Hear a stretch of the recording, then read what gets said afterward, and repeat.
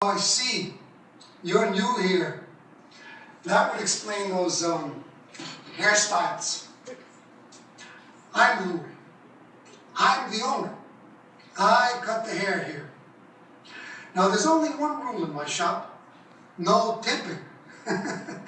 Yeah, you save your change. Put it in the bank. Instead of a tip, I always ask for a story. And it has to be a good story, eh, Louis? Yeah, Mo, all sorts of stories. I've been collecting stories since I was, oh, this high. Most of what you see in this shop has a story to it. That was my dad's chair over there. Yeah, I know, the cushion is ripped and the chair won't rise anymore. You see, this used to be his shop. And I get my love of stories from him. So, I'll bet to tell me. The miner was lifting the case of dynamite into the bucket and something went wrong. Or maybe his elbow hit the case, we don't know. But the case of the dynamite, it dropped 260 feet with the many men at the bottom trapped in the open with no protection and no time to run. Then the case hit the floor and the dynamite showered the place. And guess what? Not one stick exploded. Albert Forsythe. He lived in Coppercliff, about 2 blocks from my parents' first house. Albert had been there almost from the beginning.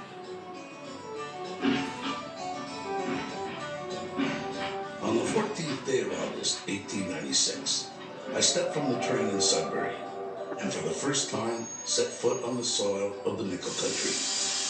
I asked the station hand where Coppercliff was, and he pointed out a cloud of white smoke to the west. Before reaching the village of Coppercliff itself, I passed through hills and valleys covered with a dense mass of second-growth birch and poplar, over which towered giant dead pine stumps. A legend among the Indians said the country had been burned over by a great fire some 100 years before. There have been more stories told between these walls than in all the history books you'll ever read. This is Sudbury's Museum of Oral History. And Louis here is the curator. So if you've got time to hang around, good. Then I better begin at the beginning.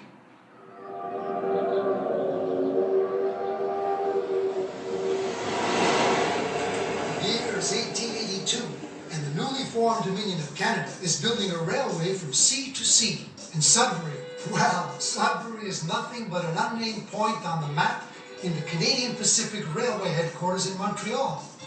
It was early in 1883 that William A. Ramsey first came through the area, surveying the main line and clearing the tote road to bring in supplies.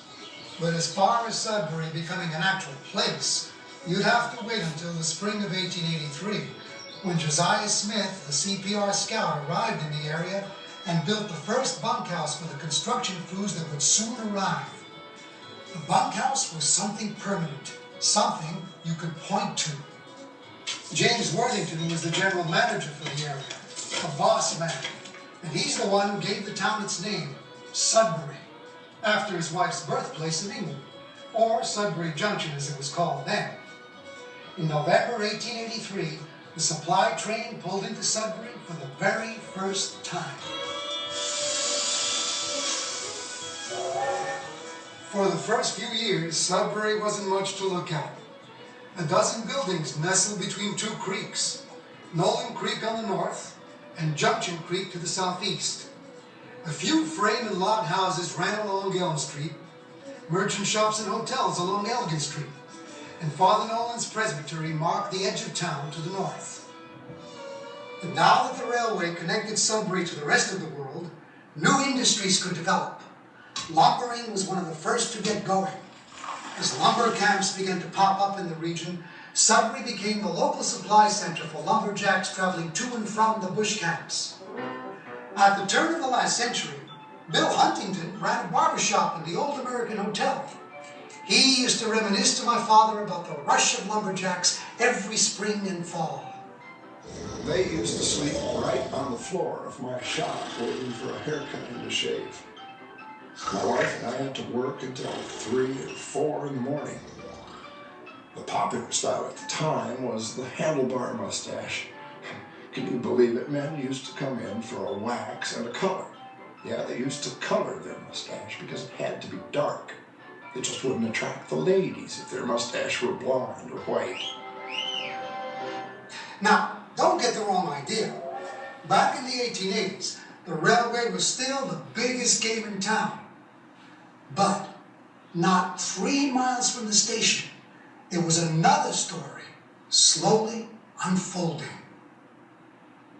According to local tradition, Thomas Flanagan, a blacksmith working with James Worthington's CPR crew, made the first discovery of what seemed like copper ore. Word soon got out, and the next spring in 1884, prospectors began to show up in the area. Prospecting is a kind of speculation.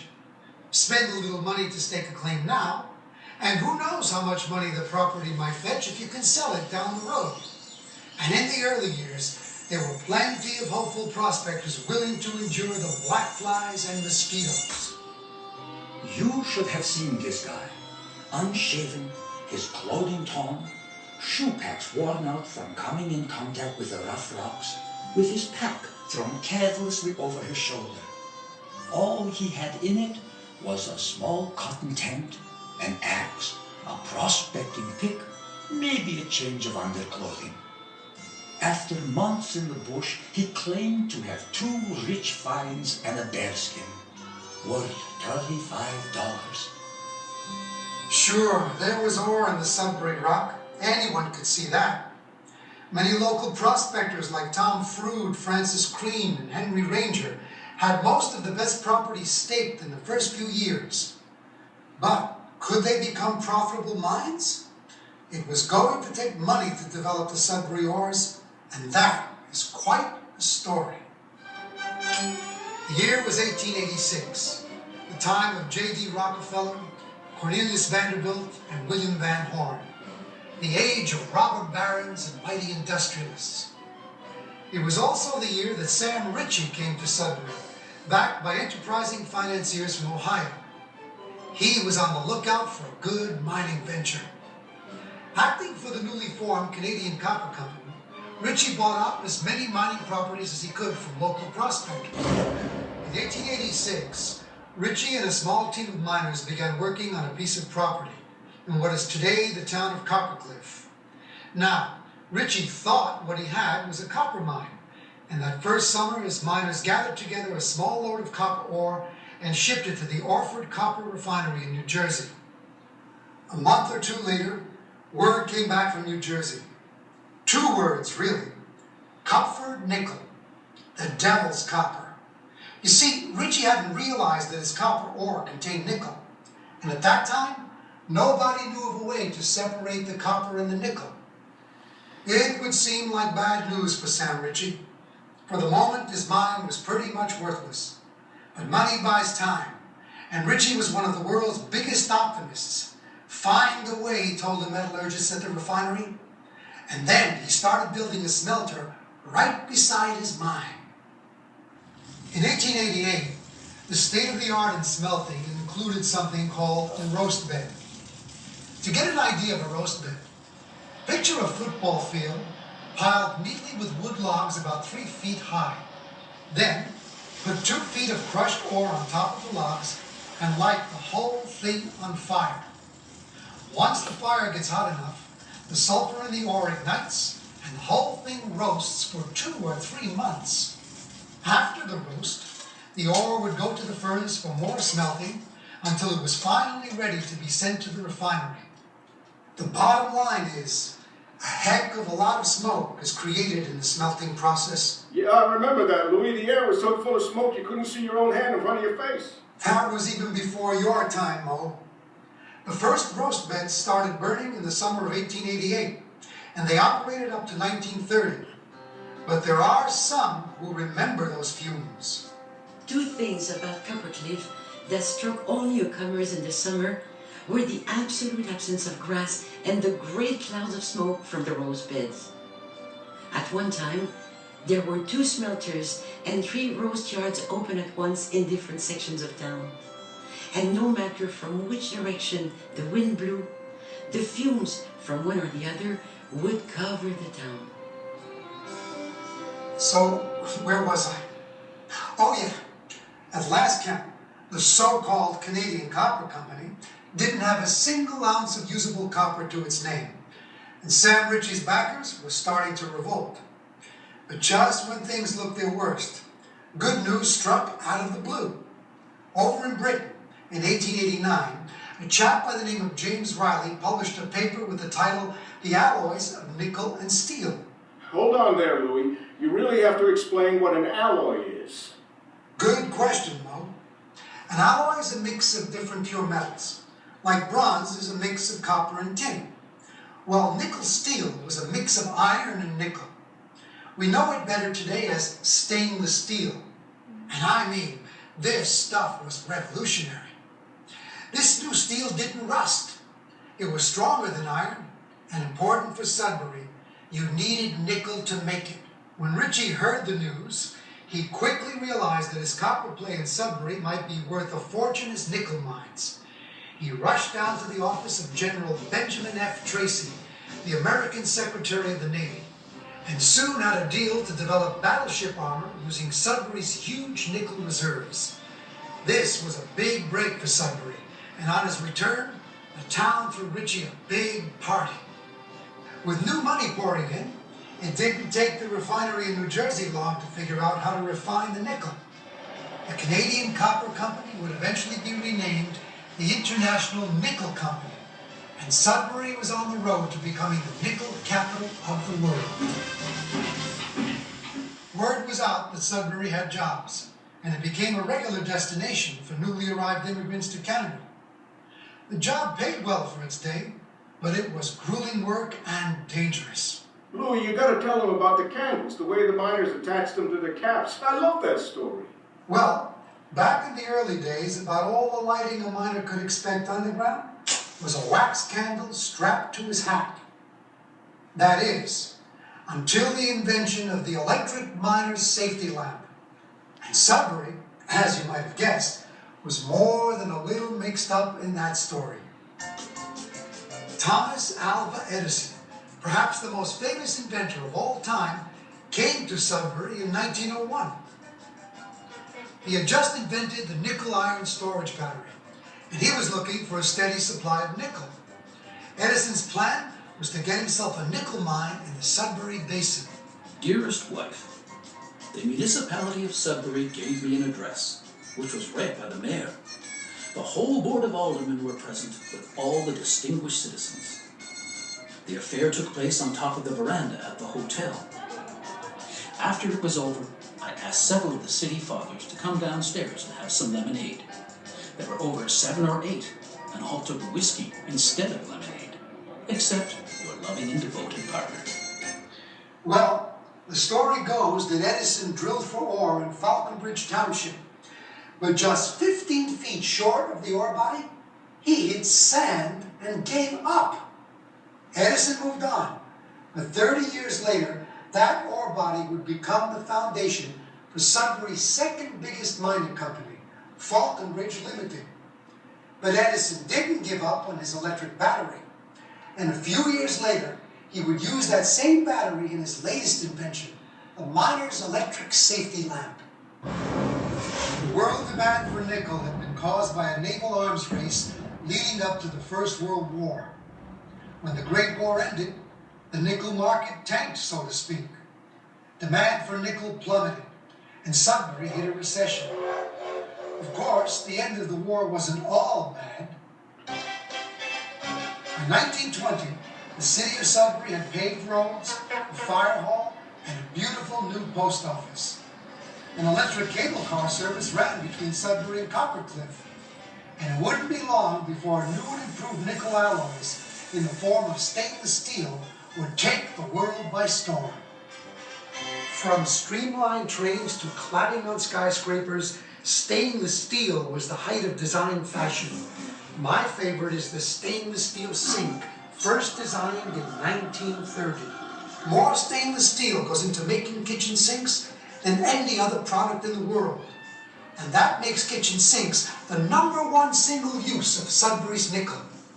The 20th century was quickly becoming a world of nickel alloys, and Sudbury, with its monopoly on the market, was on the world stage. I'm talking about Sudbury tonight, a Canadian city. I've tried to capture its spirit, the spirit of a town that's doing big things, a town that is conscious of its future. For out of this northern belt comes 91% of the world's nickel supply, a Canadian monopoly. When the Second World War ended, Sudbury didn't miss a beat. The world couldn't get enough nickel, and with 90% of the world's nickel production, it was a boom for Sudbury that would last nearly 30 years.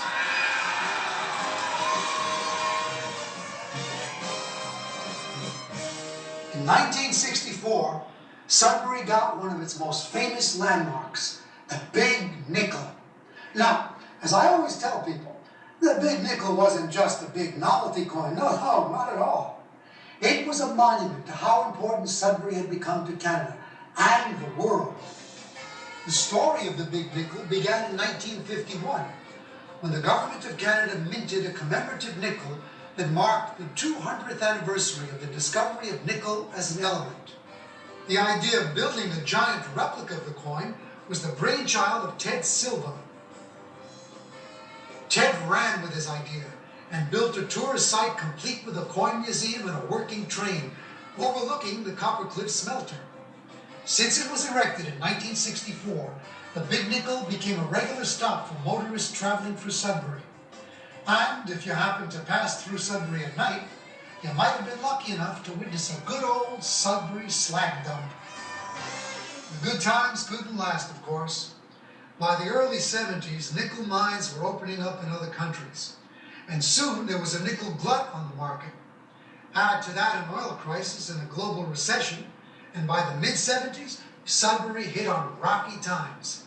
Layoffs were followed by strikes, followed by shutdowns. I remember a lot of really hard times for people, but they were exciting times too. My daughter Janet was born on July 16, 1969, the same day the astronauts from Apollo 11 blasted off.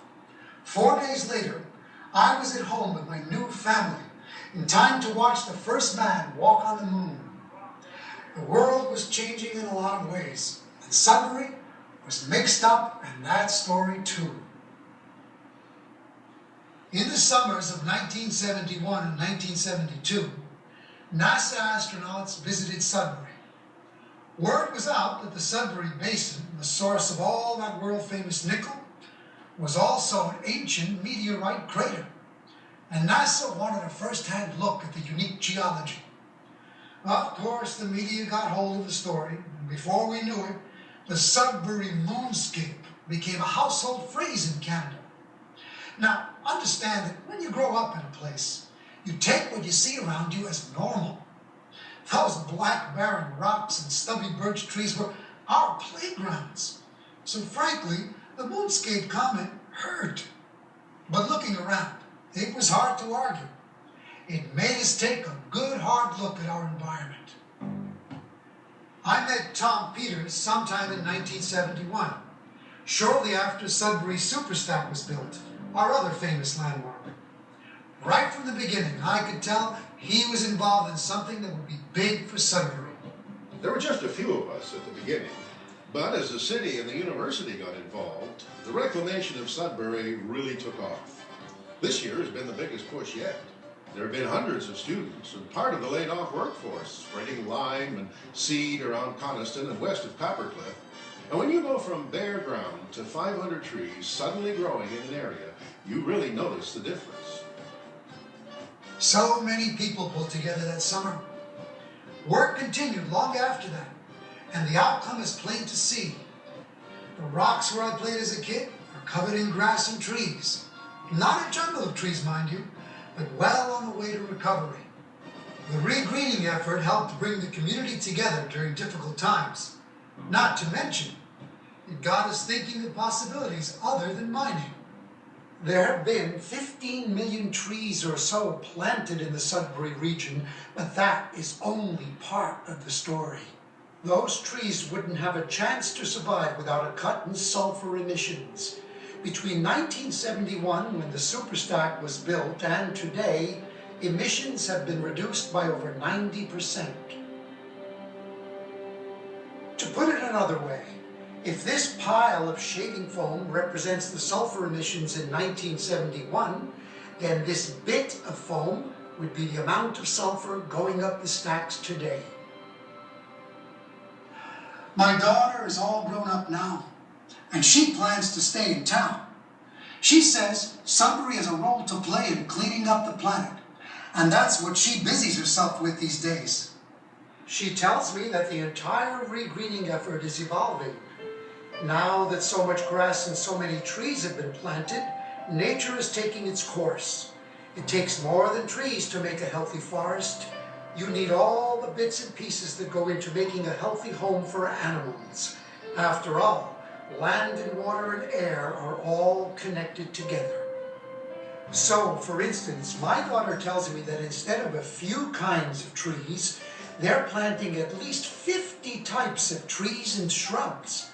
There are even some projects where they've transplanted entire sections of forest floor into areas being regreened to bring in the little things like lichen, bugs, seeds, and mosses.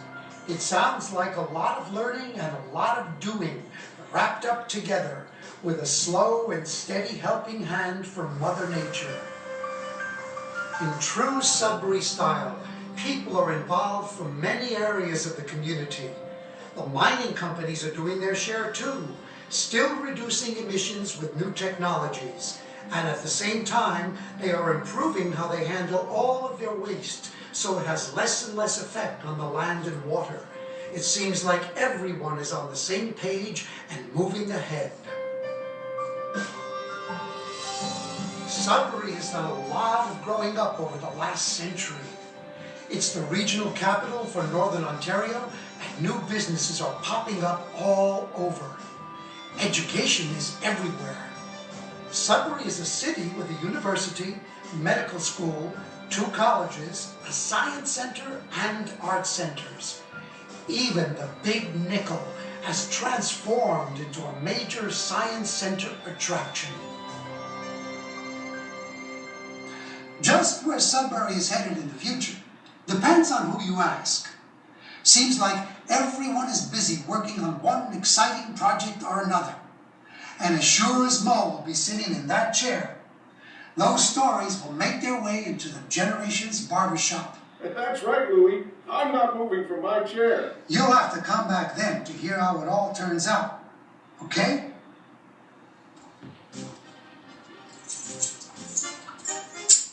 Closing up now, Mo. See you tomorrow. See you in the morning, Louie.